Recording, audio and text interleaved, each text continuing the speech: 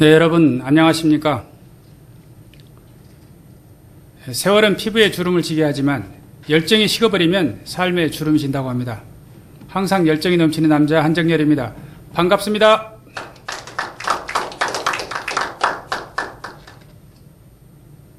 오늘 제가 말씀드릴 내용은 2013년도 대한간암회 C형 치료 가이드라인에 대한 내용으로 말씀드리도록 하겠습니다. 오늘 말씀드릴 내용은 책의 목차대로 현재 우리나라에서 사용 중인 항바이러스하고 인터페론 치료요법으로 주로 말씀드리고자 합니다. 이러한 내용으로 오늘 말씀드리도록 하겠습니다. 2004년도에 대한간암회에서 C형 간염 치료 지침을 처음 발표하고 근 10년이 지나서 2013년에 다시 대한간암회에서 C형 간염 치료 가이드라인을 발표하게 되어 있습니다. 그동안에 그 많은 임상 연구들이 있었기 때문에 이러한 연구들을 가지고 이러한 연구 결과와 전문가의 의견을 종합해서 이러한 가이드라인을 발표하게 되었습니다. 그리고 최근에는 바이러스에 직접 작용하는 약제, Direct Acting Antiviral, 줄여서 DAA라고 하죠. 이러한 약제가 임상에서 사용이 되면서 C형 간염의 치료는 정말로 눈부시게 발전하고 있습니다. 우리나라 C형 간염의 유병률은요, 2009년도에 해보니까 C형 간염 항체 양성률이 0.78%였습니다. 1%가 조금 못되죠. 그런데 이 유병률은 지역마다 상당히 차이가 있습니다. 전남지방이 제일 높은데요. 전남지방이 약 2%, 부산이 1.5%, 그 다음에 서울, 경기도 지방은 0.5%, 그 다음에 제주도는 0.2%로 지역에 따라서는 약 10배의 차이가 있는 것을 볼 수가 있습니다. 그래서 유병률은 지역마다 상당히 차이가 있고요. 그 다음에 C형 간염의 유병률은 또 나이가 증감에 따라서 이렇게 증가를 하게 됩니다. 그래서 70세 이상이 가장 유병률이 높은데요. 그것은 아마도 1991년에 처음으로 C형 간염에 대한 검사가 시작이 되었습니다. 그래서 그 이전에 수혈을 받은 사람들이 아마 C형 간염에 걸리지 않았을까 하는 생각이 들어지고요. 또 이렇게 고령인 사람들이 C형 간염이 있으면 조금 치료가 어려울 수가 있는데요. 오랫동안 C형 간염 바이러스를 가지고 있었기 때문에 간경화가 많이 있을 수 있죠. 간경화는 우리 치료함에 있어서 치료를 어렵게 하는 요인 중 하나입니다. 그리고 나이가 많을수록 우리가 치료할 때 약제 부작용을 경험하기 때문에 나이가 많은 분들이 C형 간염의 약 2% 정도 70세 이상이면 되는데요. 이분들이 조금 더 치료하기 어려운 분이라고 생각이 되어집니다. C형 간염 유전자형은요, 1, 2, 3, 그 다음 4, 5, 6형이 있는데요. 우리나라는 대부분 1형, 2형, 그리고 3형, 그리고 4, 5, 6형은 지역적으로, 전 세계적으로 일부 지역에 분포하고 있습니다. 우리나라는 대부분 1B하고 2A형입니다.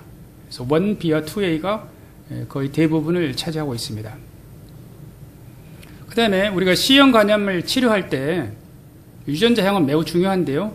유전자형 1형은 2, 3형에 비해서 치료 기간이 길고 치료 성공률이 절반 정도밖에 되지 않습니다. 그래서 1형이냐 또는 2, 3형이냐가 치료 예후를 결정하는데 매우 중요합니다. C형 간염은 우리가 알다시피 아직까지 예방접종이 없습니다. 그렇기 때문에 C형 간염을 전염시키는 그 경로를 알아서 그 경로를 차단하는 것이 C형 간염을 예방하는 방법입니다. C형 간염이 있는 사람이 혈액이 다른 사람에게 혈액으로 들어가지 않도록 해야 되는데요. 다른 사람의 상처를 통해서 혈액이 들어가게 되면 C형 간염에 걸릴 수가 있겠습니다. 그런 경로로는 손톱깎이, 그 다음에 이제 칫솔, 또 구강위생용품, 예전에 그 소독하지 않았던 바늘이랄지 이런 것으로 주사를 했거나 그렇지 않으면 피어싱 또는 문신 이런 것들이 C형 간염을 옮기는 경로가 되겠습니다. 그래서 C형 간염이 있는 사람들은 본인이 혈액이 다른 사람에게 전염될 수 있기 때문에 피가 흐르게 되면은 조심해야 되겠습니다.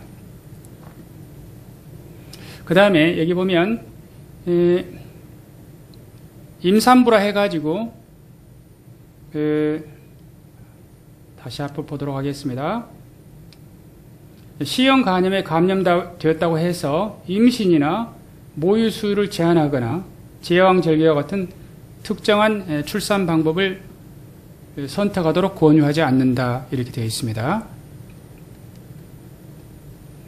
C형 간염의 자연 경과를 보도록 하겠습니다. C형 간염은 대부분 우리가 만나는 사람들은 이제 만성 C형 간염 환자들이죠. 급성 C형 간염은 대개 우리가 임상에서 만나는 경우가 거의 없는 것 같고요. 대부분이 만성 C형 간염인데요. 급성 C형 간염을 앓게 되면 약 50에서 80%가 만성 C형 간염으로 진행을 하게 됩니다. 그리고 이 사람들이 거의 대부분 증상이 없기 때문에 우연히 한 혈액 검사에서 C형 간염 항체 양성 이렇게 나올 때 C형 간염이 있는가 이렇게 이제 의심을 하게 되죠. 더 정밀한 검사를 해서 현재 감염이 있는 것인지 회복된 것인지 그것을 찾아봐야 할 것입니다. 그 다음에 C형 간염이 진행이 빨라지는 것으로는 이제 알코올, 비만, 인슐린 저항성 이러한 것들은 C형 간염의 진행을 빠르게 하는 요인이기 때문에 C형 간염 환자들은 절주를 해야 되고 식사 조절과 운동을 통한 체중 감량에도 관심을 가져야 합니다. C형 간염의 진단은 C형 간염 항체가 양성이면 C형 간염은 RNA 바이러스입니다. 그래서 HCV RNA 양을 측정을 하죠. HCV RNA를 검사하게 되고 C형 간염 항체 양성이면서 HCV RNA가 양성이면은 이분은 이제 만성 C형 간염 이렇게 진단을 내려도 되겠습니다. 그러나 HCV RNA 혈액 내에서 C형 간염 바이러스가 없으면 정말로 그때 나타나는 HCV 항체는 보호 항체, 우리가 중화 항체라고 하죠. 그런 항체가 생긴 것이기 때문에 그 사람은 C형 간염으로부터서 정말 항체가 생긴 상태입니다. 그래서 HCV RNA를 보고 만성 C형 간염인지 회복된 것인지를 우리가 알 수가 있겠습니다. 그 다음에 우리가 치료를 할 때는 이 C형 간염 바이러스의 유전자형을 결정을 해야 되겠습니다. C형 간염 바이러스 유전자형은 치료에 있어서 2, 3형은 치료 기간이 짧고 또 치료 성공률도 매우 높습니다. 그 다음에 또 치료 시작 시점에 있어서 C형 간염 바이러스 RNA 양을 측정을 합니다. 혈액 내에서. 그래서 C형 간염 바이러스 RNA가 혈액 내에서 대개 60만 인터내셔널 유니트, 기억이 좀 가물가물한데 40만 인터내셔널 유닛입니까? 이 경우에 있어서 40만 인터내셔널 유닛 이하이면 치료에 대한 반응이 좋습니다. 치료에 대한 반응이. 그래서 치료를 시작할 때는 유전자형 그리고 C형 간염 바이러스 RNA 양을 측정을 하고 그 다음에 환자의 C형 간염 바이러스의 중증도를 평가를 합니다. 만약에 만성 C형 간염을 넘어선 간 경화가 있다 그러면은 그때는 또 치료할 때 치료 기간을 충분히 해서 치료를 해야 됩니다.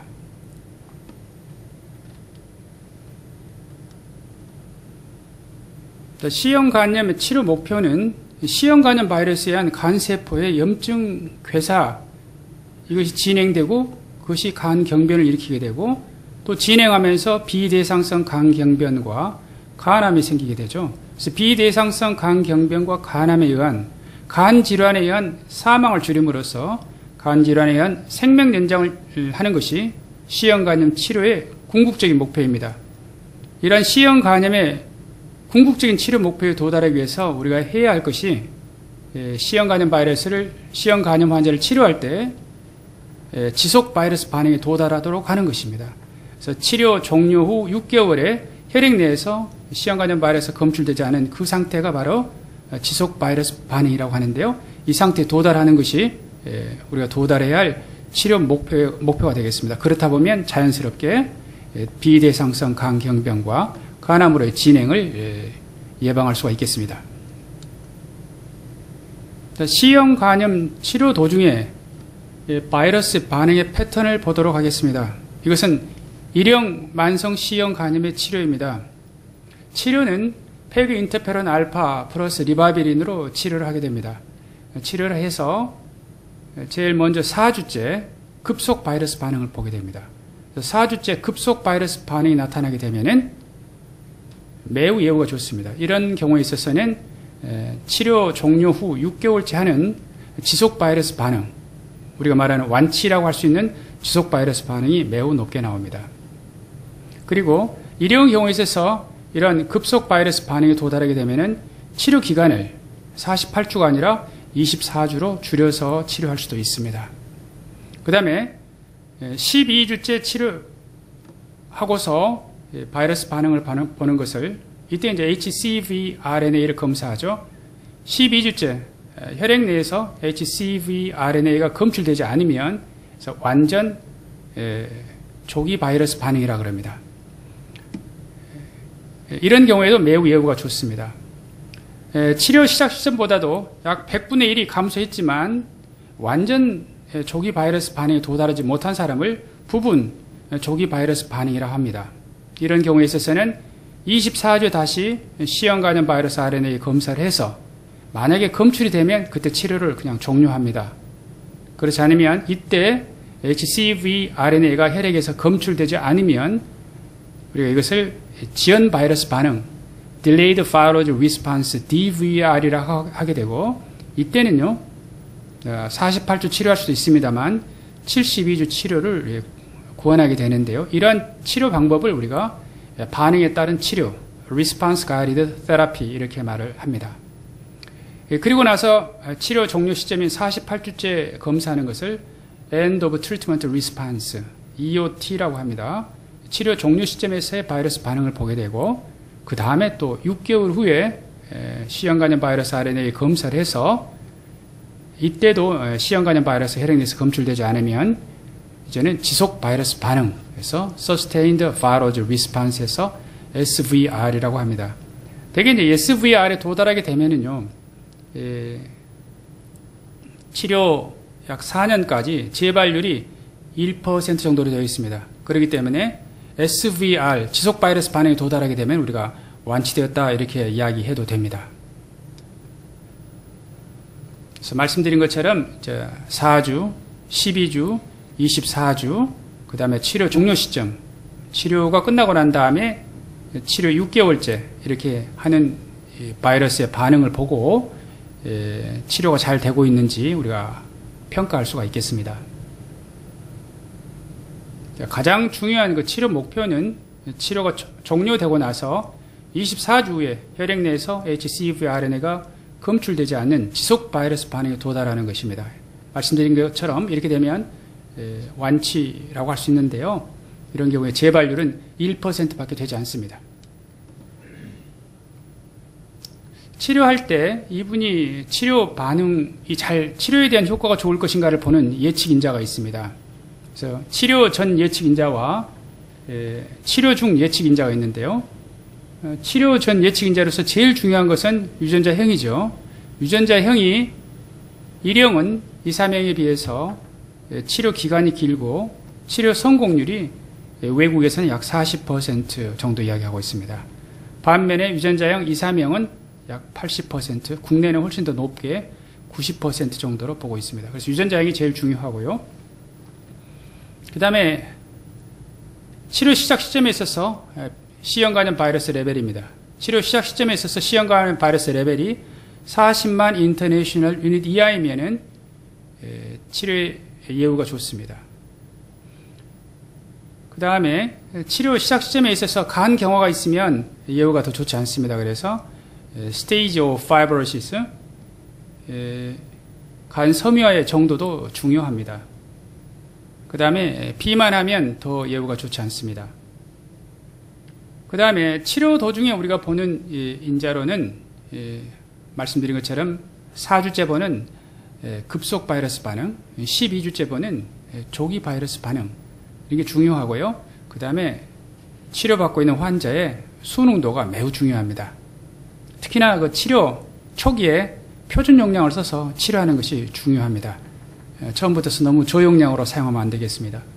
그래서 환자나 의사가 C형 간염 환자나 의사나 치료하고자 하는 의지가 두 사람 다 있어야만이 치료 효과가 좋습니다. 치료받는 사람은 의지가 있어야 되고 치료하는 사람도 적극적으로 치료하겠다는 의지가 있어야만이 예후가 좋습니다. 그러면 유전자형 1사형 치료 방법에 대해서 말씀드리도록 하겠습니다. 유전자형 1사형의 치료 방법은 말씀드린 대로 4주째 급속 바이러스 반응을 보게 됩니다.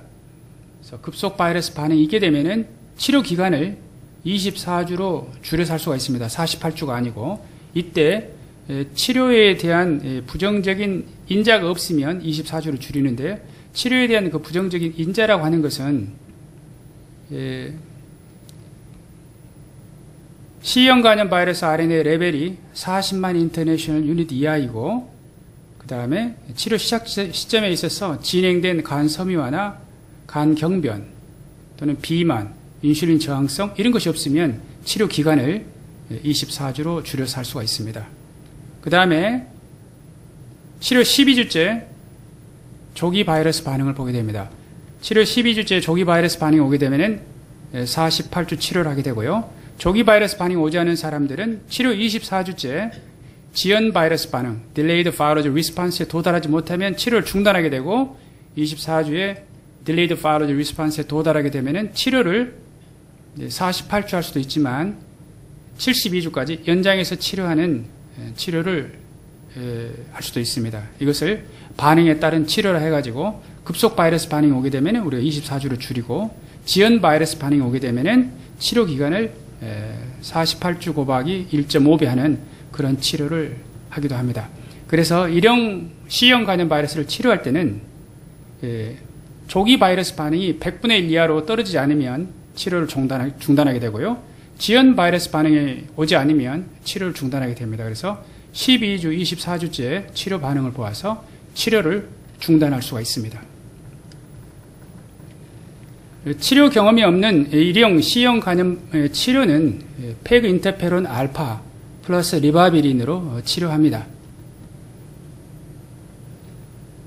말씀드린 것처럼 급속 바이러스 반응이 오게 되고 C형 간염 치료에 대한 부정적인 인자들이 없으면 이때는 치료 기간을 24주로 단축해서 치료할 수가 있습니다.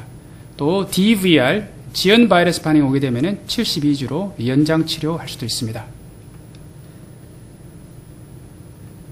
그다음에 이미 치료 경험이 있는 환자들은 어떻게 할 것이냐? 그래서 페그 인터페론 알파 플러스 리바비린으로 치료를 했는데 치료 실패하는 환자들은 어떻게 할 것이냐? 이런 경우에 있어서 현재의 치료 방법으로 다시 재치료하지 않습니다. 다시 재치료하지 않고요. 최근에 나오게 되는 Direct Acting Antiviral, 직접 바이러스 작용하는 약제, 이것을 추가해서 쓰게 될 것입니다. 이제 이런 환자들에 대해서 최근 이슬 가이드라인을 보게 되면요. 페그 인터페론 플러스 리바비린 플러스 소포스부비어, 페그 인터페론 플러스 리바비린 플러스 시미프레비어, 페그 인터페론 플러스 리바비린 플러스 다클라타스피어, 이런 3제요법을 추천하기도 하고요. 그 다음에 인터페론 프리 레지멘, 비인터페론 치료요법이라 해가지고 소포스부비어를 중심으로 해서 소포스부비어 플러스 리바비린, 소포스부비어 플러스 시미프레비어, 소포스부비어 플러스 다클라타스피어, 이러한 6가지의 일형 치료 환자의 옵션을 두고 있습니다. 그래서 치료 실패한 환자들은 앞으로 그런 치료 방법으로 치료하게 되지 않을까 생각을 합니다. 그리고 일형 C형 간염 환자 치료에 있어서 페그 인터페론 알파 플러스 리바비린 플러스 보세프레비어 또는 텔라프레비어, 이런 3제 요법을 사용할 수도 있습니다. 보세프레비어, 텔라프레비어는 하루 3번 복용하게 되고요. 그 다음에 또 이렇게 3제 요법을 하다 보니까 약제 부작용이 조금 더 늘어나는 것이 있습니다.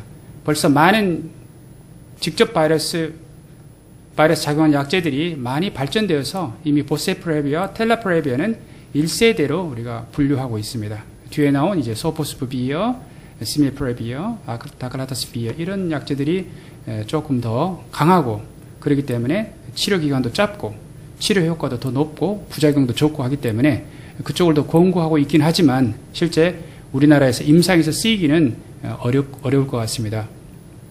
그러한 것은 굉장히 비싼 약가 때문입니다. 유전자 이사명, 국내에 있는 이사명의 치료는 일형에 비해서 쉽지요. 그래서 치료 4주째 페그 인터페론 알파 플러스 리바비린으로 치료한 것은 마찬가지입니다. 치료 4주 때 급속 바이러스 반응이 오게 되면은 치료 기간을 16주로 줄일 수 있습니다. 이때도 마찬가지로 C형 간염 치료에 있어서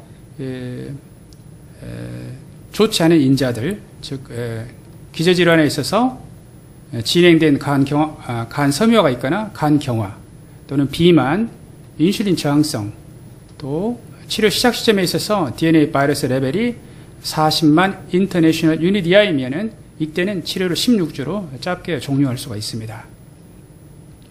치료 반응에 따른 우리가 치료라고 하죠. 일반적으로는 이사명의 치료는 24주 치료를 원칙으로 하고 있습니다. 그 다음에 16주를 치료하게 되는 경우에 있어서는 재발률이 표준 치료 기간을 하는 것보다 더 높은 것으로 되어 있습니다. 치료 경험이 없는 이사명의 만성 C형 간염의 치료는 조금 전에 말씀드린 것처럼 하게 되고 치료 4주째 급속 바이러스 반응이 오게 되면 16주 만에 치료를 종료할 수도 있습니다. 그 다음에 치료 경험이 있는 2형, 3형 환자들은 이미 페그 인터페론 알파 플러스 리바비린으로 치료했는데 실패한 경우, 우리나라 같은 경우는 10% 좀 넘게 있겠죠. 이런 환자들은 어떻게 치료하느냐 그러면 기존의 치료 방법으로 페그 인터페론 플러스 리바비린으로 이제 더 치료하지는 않습니다. 말씀드린 것처럼 직접 바이러스 작용한 약제, 다이렉트 액팅 앤티바이럴을 이용한 치료를 합니다. 그래서 이슬 가이드라인을 보게 되면은 페그 인터페론 리바비린 플러스 소포스부비어 또는 인터페론 없는 치료제로 비인터페론 치료 방법으로는 소포스부비어 플러스 리바비린으로 치료하는 것으로 되어 있습니다. 그래서 실패한 경우에 있어서는 1형이나 2, 3형에 있어서 좀 기다렸다가 다이렉트 액팅 앤티바이럴이 국내에 출시되게 되면 그때 재치료하면 될 것 같습니다. 자, 급성 C형 간염은 우리가 보기 어렵기 때문에요. 만성 C형 간염을 중점적으로 말씀드렸습니다. 그 다음에 이제 C형 간염이 치료가 어려운 것은 약제 부작용 때문에 그렇죠. 그래서 약제 부작용에 대한 모니터링과 대처에 대해서 보도록 하겠습니다. 일단 C형 간염 바이러스를 가진 환자를 치료할 때 우리가 우선 치료를 좀 늦게 해야 할 사람들, 기저질환을 좀 치료하고 치료해야 할 사람들을 보면은 우울증, 그 다음에 심장질환, 폐질환, 조절되지 않은 고혈압, 당뇨, 그 다음에 갑상선 질환, 빈혈 이런 게 있으면 치료로 이러한 질환들을 이미 조절하고 난 다음에 치료하는 것이 좋겠습니다. 그 다음에 치료 초기에는 2주 간격으로 또는 4주 간격으로 검사를 하게 되고요. 치료 후반기로 가게 되면은 대개 2-3달 간격으로 이제 부작용에 대한 관찰을 하게 되는데요. 환자 상태에 따라서 그 기간은 짧게 할 수도 있고 길게 할 수도 있겠습니다. 우리가 약제를 사용할 때 약제를 줄이게 되는 가장 흔한 이유는 혈액학적 부작용입니다. 그래서 페그 인터페론 알파의 경우에 있어서 중요한 혈액학적 부작용으로는 백혈구 감소증과 혈소판 감소증이 있죠. 특히 백혈구 중에서도 중성호성 백혈구의 감소가 있는 걸 봅니다. 중성호성 백혈구는 백혈구 수 곱하기 뉴트로필 그 분액을 곱하면 절대 호중구 수가 나오겠습니다. 이 절대 호중구 수가 750 이하이면 인터페론의 양을 줄이기 시작합니다. 페그 인터페론 알파의 양을 줄이기 시작하고요. 백혈구 수가 중성호성 백혈구 수가 500 이하이면은 페그 인터페론 알파의 치료를 중단합니다. 그 다음에 혈소판의 경우에 있어서 5만 이하가 되면 페그 인터페론 알파의 양을 줄이고 플라틀리트 혈소판의 양이 2만 5천 이하에 되게 되면은 인터페론을 중단합니다. 그러다가 다시 절대 호중구수와 혈소판 수가 올라오게 되면은 감량했던 그 양부터서 서서히 증량해서 다시 재치료를 하게 됩니다. 그다음에 갑상선 기능 검사에 이상이 올 수 있고요. 환자에 따라서는 그런 증상을 볼 수가 있기 때문에 이럴 때는 free T4하고 TSH 갑상선 기능 검사를 해서 갑상선 기능에 이상이 없는지를 관찰해야 되겠습니다. 특히 이제 치료 중에 우울증이 발생한 경우에 있어서는 치료를 중단할 것을 고려하게 되는데요. 경우에 따라서는 정신건강의학과나 또는 우리가 또는 SSRI나 SNRI를 가지고 환자에게 투약하면서 치료해야 될 것입니다. 특히 우울증은 그 자살하고도 관련이 있기 때문에 우울증을 보이는 환자가 있으면 조심해야 되겠습니다. 제 경우에서도 환자가 폐그인터페론을 맞고 그날 하루 종일 우는 환자가 있었습니다. 그래서 그런 경우 굉장히 걱정이 되었습니다. 리바비린의 부작용은 빈혈입니다. 용혈성 빈혈입니다. 철결핍성 빈혈이 아니기 때문에 철분제를 주어서 개선되지는 않죠. 그래서 리바비린은 혈색소가 10 이하가 되면 양을 줄이기 시작하게 되고 8.5 이하면은 리바비린을 중단합니다. 마찬가지로 빈혈이 개선이 되면은 감량된 양부터서 서서히 증량하는 것이 리바비린 치료 방법입니다. 환자를 잘 치료해서 SVR에 도달했었을 때 치료 6개월 후에 한 혈액 내에서 HCV-RNA, 시형간염 바이러스가 검출되지 않으면은 이제 완치라고 우리가 이야기를 하지만 이미 간 경화가 있었던 환자라 그러면은 여전히 감시는 계속되어져야 됩니다. 그 다음에 치료는 모두 다 성공하는 것이 아니고 일회용 경우에 있어서 코케시안을 대상으로 해서 40%, 2, 3형 경우에 있어서는 80%이기 때문에 치료에 실패하는 환자들은요, 여전히 만성 간염 환자처럼 그대로 우리가 서베일런스, 감시를 계속해야 되겠습니다. 그 다음에 이제 특수 상황에서의 치료에 대해서 말씀드리도록 하겠습니다. 간 경변증인데요. 간 경변증은 child 분류를 하게 되죠. child Touchcoat Pugh Classification CTP 스코어를 가지고 1점에서 6점까지는 child A라고 하죠. 이런 경증 간 경변 환자들은 적극적으로 폐그인터페론 알파와 리바비린을 이용한 치료를 합니다. 표준 치료를 합니다. 그 다음에 child B의 경우에 있어서 즉 CTP 스코어가 7에서 9점인 경우에 있어서는 표준 용량으로 치료하거나 저용량으로 치료를 합니다. 그 다음에 child C CTP 스코어가 10점에서 15점인 환자들은 폐그인터페론 알파 플러스 리바비린으로 치료를 하지 않습니다. 왜냐하면 사망과 같은 중대한 합병증이 생길 수가 있기 때문에 그렇습니다. 그래서 우리들은 CTP 스코어 1에서 6점인 특히 경증의 간 경변증 환자들은 적극적으로 치료하는 것이 필요합니다. 그 다음에 만성 콩팥병 환자, 만성 콩팥병 하면은 EGFR 사구체 여과율이 60 이하인 환자들이죠. 60에서 15인 환자들은 표준 용량을 사용하거나 그렇지 않으면 저용량으로 만성 C형 간염을 치료합니다. 폐그인터페론이나 리바비린 양을 표준 용량을 사용할 수도 있고 부작용을 고려해서 조금 낮은 용량을 사용할 수도 있습니다. 그 다음에 혈액 투석 중인 C형 간염 환자 만나기 어려울 텐데요. 이런 환자 경우에 있어서는 리바비린을 사용하지 않고 폐그인터페론 알파 단독으로 저용량으로 치료를 합니다. 그 다음에 드물지 않게 B형 간염과 C형 간염이 동시에 감염된 환자를 만나게 되는데요. C형 간염의 치료는 폐그인터페론 알파 플러스 리바비린이고 만성 B형 간염의 치료는 폐그인터페론 알파 2A 또는 엔테카비어 테노포비어죠. 그래서 공통으로 폐그인터페론 알파 2A가 있기 때문에 그것으로 치료하면 됩니다. 근데 대개 검사를 해보면 HCV-RNA 또는 HBV-DNA 중에서 우세한 쪽이 있습니다. 그래서 우세한 쪽을 치료를 합니다. 그런데 잘 모르겠다 또는 두 가지가 비슷하다 할 때는 말씀드린 것처럼 만성 C형 간염에 준한 치료를 하게 되면은 두 가지 질환을 동시에 치료할 수 있고 치료 도중에 B형 간염이 활발하게 진행이 되면 그때는 B형 간염 항바이러스를 같이 투약하면 되겠습니다.